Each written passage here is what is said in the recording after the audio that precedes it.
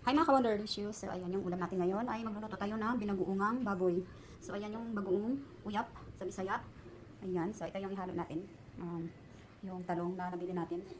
Bago pa man masira, lutuin na natin. So ito meron tayong konting gata. Okay, magluto na.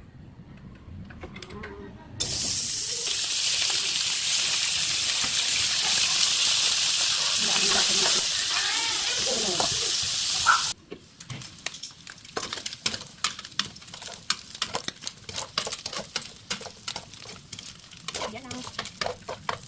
At bawang.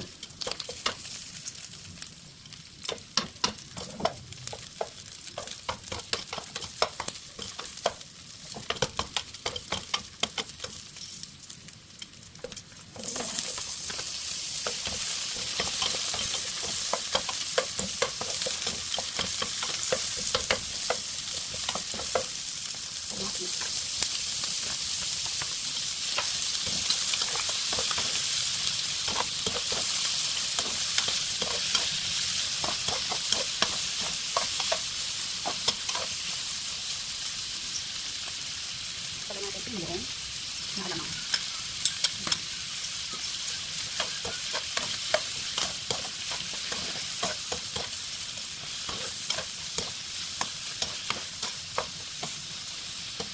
Ang bango. Sabay natin gata.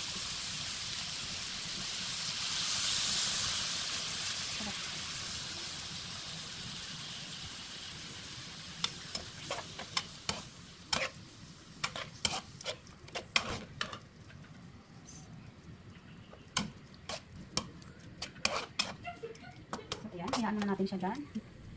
Dandahan lang natin yung apoy. Paano na natin.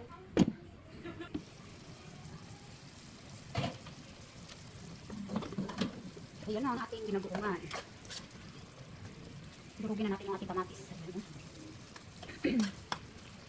Ang sarap sa kanin na ito. Bawal sa mga catch beef. Bawal sa may uric. So, and then ako lang yung kakain na ito. Kaya halo natin. Maraming seaweed.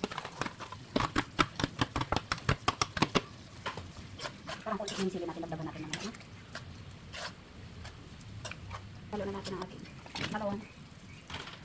Halo-haloin na natin.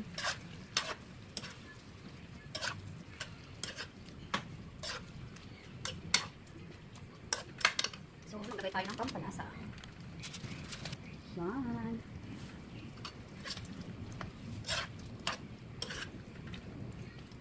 Bango talaga. So, paano na yan ngayon ang ating diet? Pero pwede siya masyadong maalat. Sakto lang. Ang sarap. Ito pa na natin. So, ayan mga ka-Wonderlicious, luto na ang ating binagoongan na baboy na may talong. Ayan. Ang sarap.